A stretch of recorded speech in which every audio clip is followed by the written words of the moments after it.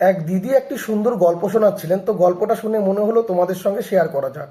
অনেকেই হয়তো গল্পটি শুনেছো, আবার অনেকে নাও শুনতে পারো। তবুও আমি তোমাদের বলছি। একবার এক শিক্ষক মহাশয় ক্লাসরুমে এসে প্রত্যেক শিক্ষার্থীকে বলল, আজকে আমি তোমাদের একটি অঙ্ক দেব। যে এই অঙ্কের সঠিক উত্তর করতে পারবে তাকে আমি একজোড়া জুতো দেব। এই কথা শুনবার পর প্রত্যেক শিক্ষার্থী খুবই আগ্রহবোধ প্রকাশ করলো অঙ্কটা করবার জন্য। টিচার অঙ্ক দিলেন, ওরা অঙ্কটা করলো। এবার উত্তর মেলানোর সময় দেখা যাচ্ছে সকলেই সঠিক উত্তর করেছে। এবার টিচার তো মাত্র এক জোড়া জুতা দিবে, তখন টিচার বলছে, আমি তো মাত্র এক জোড়া জুতা দেবো তোমাদেরকে, কিন্তু সকলেই তো সঠিক উত্তর করেছো। তাহলে একটা কাজ করা যাক, লটারি করা যাক। লটারিতে যার নাম আসবে তাকেই জুতোটা দেওয়া হবে।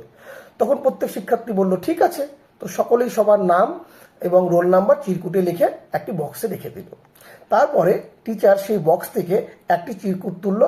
চিরকুট তুলবার পরে বলছে, তাহলে এবার আমি তোমাদের নামটা বলে শোনাই, কার নাম এসেছে। তো প্রত্যেক শিক্ষার্থী খুব আগ্রহ সহিত বলছে, হ্যাঁ স্যার, বলুন বলুন বলুন। তো স্যার বলছে, নাম এসেছে আব্দুলের।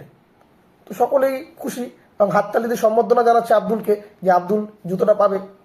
তো পরদিন টিচার জুতো নিয়ে এসেছে এবং প্রত্যেক শিক্ষার্থীকে বলল, তোমরা সকলে মিলে আব্দুলকে জুতোটা পরিয়ে দাও।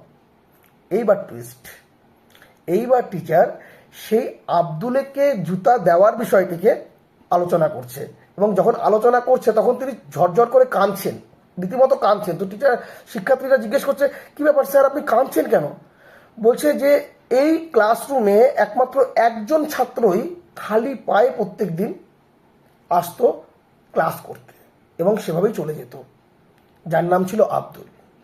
এবং এই ক্লাসের প্রত্যেক শিক্ষার্থী সকলে সঠিক অঙ্ক করা সত্ত্বেও তারা তাদের বন্ধুর জন্য প্রত্যেকে নিজের নামটি না লিখে আব্দুলের নাম লিখেছে।